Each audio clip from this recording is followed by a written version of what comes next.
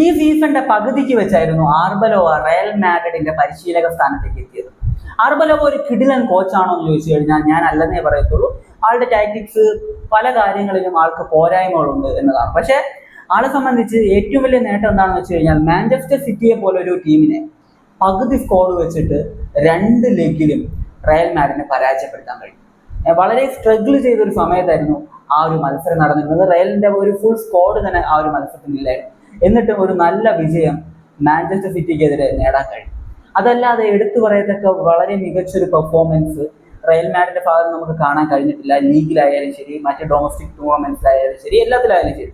അപ്പോൾ ആർബലോവ അടുത്ത സീസണിൽ റയലിന്റെ കോച്ചായിരിക്കത്തില്ല. ആർബലോവ ഈ ഒരു സീസൺ തീരുമ്പോഴേക്കും റയൽ മാഡ്രിഡ് വിട്ടേക്കും. ഫ്യൂച്ചറിൽ നല്ല ഒരു കോച്ചാകാൻ സാധ്യതയുള്ള ഒരു കോച്ചാണ് ആർബലോവ. അദ്ദേഹത്തിന് നല്ലൊരു ഫ്യൂച്ചർ ഉണ്ട് എന്നതാണ് എൻ്റെ ഒരു ഒപ്പീനിയൻ. ആളെ സംബന്ധിച്ച് ആളുടെ ഫസ്റ്റ് ടീമാണ് റയൽ മാഡ്രിഡ്, അതും ഇത്രയും പ്രശ്നങ്ങളുള്ള ഒരു റയൽ മാഡ്രിഡ്. റയലിൽ ഇപ്പോൾ നടക്കുന്ന പ്രശ്നങ്ങളെ കുറിച്ച് നിങ്ങൾക്ക് ആയിരിക്കും. അടി കുറേ പേര് സൈനിടുന്നുണ്ട്. അപ്പൊ ഇതൊക്കെ എവിടെ പോയി നിൽക്കുമെന്ന് അറിയാൻ പാടില്ല. അപ്പോൾ എത്രയും പെട്ടെന്ന് ഒരു കോച്ചിനെ റയൽ കൊണ്ടുവരും എന്നതിൽ ഒരു സംശയം വേണ്ട. അപ്പോൾ ഇതാണ് ആർബലോവയുടെ അവസ്ഥ. ആർബലോവ ആയിരിക്കത്തില്ല അടുത്ത സീസണിൽ റയൽ മാഡ്രിഡിന്റെ കോച്ച്.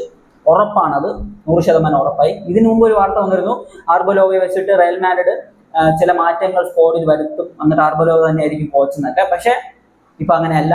എന്തായാലും റയൽ പുതിയൊരു കോച്ചിനെ സൈൻ ചെയ്യും. പിന്നെ എടുത്തു പറയേണ്ട ഒരു കാര്യം എന്ന് വെച്ച് കഴിഞ്ഞാൽ ആരെ സൈൻ ചെയ്താലും ശരി, റയൽ മാഡ്രിഡ് ഏത് കോച്ചിനെ കൊണ്ടുവന്നാലും കുഴപ്പമില്ല, നല്ല ടീമിനെ ആദ്യം സെറ്റാക്കണം. ഒരു മിഡ്ഫീൽഡർ വേണം, നല്ലൊരു മിഡ്ഫീൽഡറിനെ വേണം. ഒപ്പം നല്ലൊരു സെന്റർ ബാക്കിന് ആവശ്യമുണ്ട്.